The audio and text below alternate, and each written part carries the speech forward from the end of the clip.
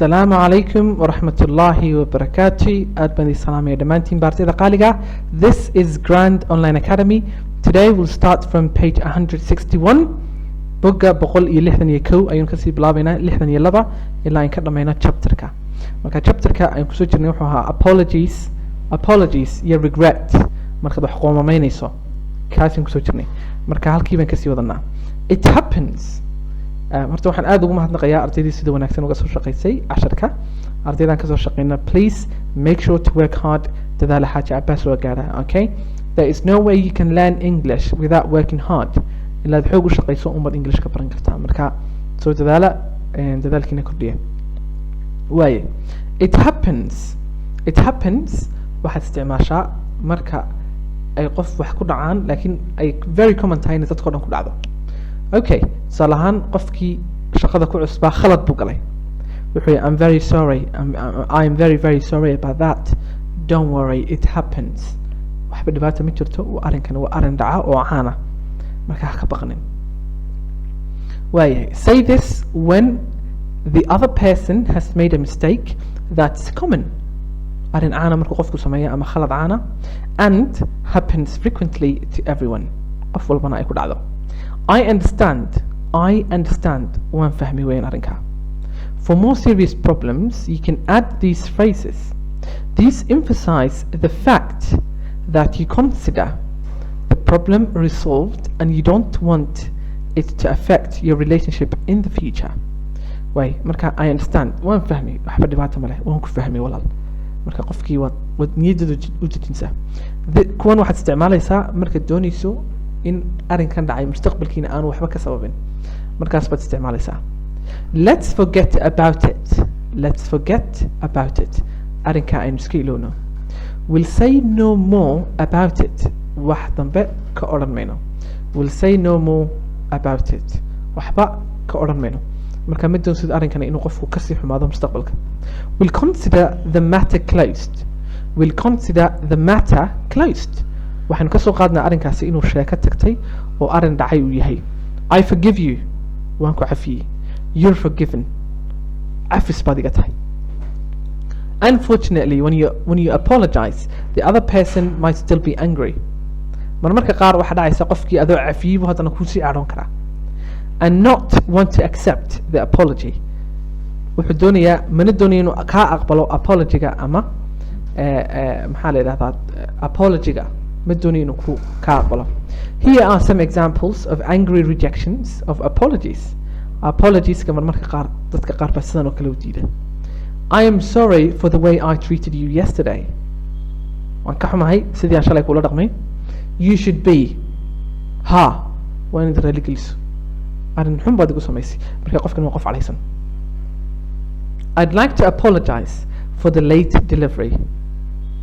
Waxaan jeclaystay inaan kaa raali geliyo for the late delivery alaabta marka online ku dalbato deliveryga waa lagu sameynayaa marka deliveryga haddii marka aanad ku faraxsanayn sida lagula dhaqmay waxaad odhan kartaa well that's not good enough intaas iguma filna I'd like a refund too lacagteedii in la celiyaan doonayaa sorry about the loud music last night when people live in apartments dadku markay fooq ku wada nool yihiin maqsinka kugu xiga haddii music ka baxayo of course then it will cause problems to you kama seexan kartid habeenka markaa subaxii muxuu ku yidhi raali noqo walaal musicgii xalay don't do it again war music dambe haynagu shidin don't let it happen again yaana arrinkaasi dib u dhicin you can use variations of this last phrase together with one of the other phrases when you do want to accept the apology, but you also want to warn the other person that future mistakes will not be tolerated. For example, it's all right, just don't let it happen again. Okay? It's all right, وعادي, just don't let it happen again. Okay?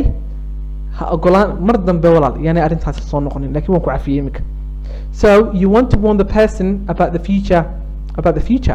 مستقبل دون سقفك inaanu arrinkaa ku noqon waayahay in the conversation we also see 4 different ways to express regret dhowr siyaabood baynu aragnay marka wax dhacaan tusaale ahaan qofkiiba qofkii baa kugu qeyliyey marka qofkii kugu qeyliyey ku raali gelin waxaan ku oranayaa I shouldn't have lost my temper inaan kugu caloodo ma ahayn I shouldn't have yelled at you inaan kugu qeyliyo ma ahayn I should have studied harder for that test I should have studied harder inaan aad wax u akhristaa bay ahayd for that test tijaabada ama imtixaanka I was pretty unprepared runtii diyaar maan ahayn marka haddaan diyaar garoobi lahaa way ka fiicnaan lahayd marka inaan diyaar garoobaaba ahayd I saw a beautiful sunset yesterday shalay tole waxaan arkay cadceeddu markay dhacayso aad u qurux badan sunset I should have taken a picture I should have taken a picture inaan sawir ka qaadaaba ahayd I shouldn't have left my umbrella at home dalaayadeyda inaan guriga kaga taga may ahayn it's starting to rain now roobkii baa hadda soo da-aya I have stomachache caloosha ay xanuunaysaa I shouldn't have eaten so much at the buffet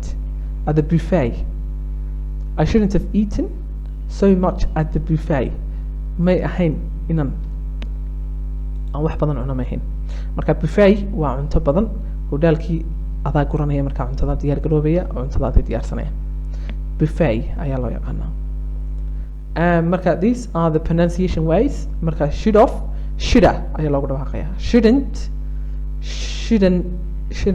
I shouldn't do that I shouldn't do that saasaa loogu dhawaaqa laakiin sidan baa loo qoraya I regret ing markaad ku darayso weyn markaa markaad wax iska qoomeyso weyn I regret dropping out of school it was a big mistake waxaan iska qoomeynayaa iskuulka inaan aan ka baxay oo iskuulkii aan ka tegay inaan saa sameeyo maahin I regret waiting until I was an adult to start learning another language waxaan qoomeynayaa inaan anigoo weyn aan baranayo luuqad kale I regret not studying abroad when I had the chance inaan dibadda waxba kasoo baran waayay baan iska qoomeynayaa when I had the chance markaan waqtiga haystay I regret not staying in touch with my childhood friends waxaan iska qoomeynayaa caruurteydii asxaabteydii caruurnimo inaanan la xidhiidhin when talking about things you wish were different in the past always use ing form of the verb regret this is a bit more formal in spoken English we usually use I wish I had I wish I hadn't marka I wish waxaan jeclaan lahaa wey marka regret lama isticmaalo laakiin maxaa aad loo isticmaalaa I wish tusaale ahaan imika waxaad odhan kartaa let me I wish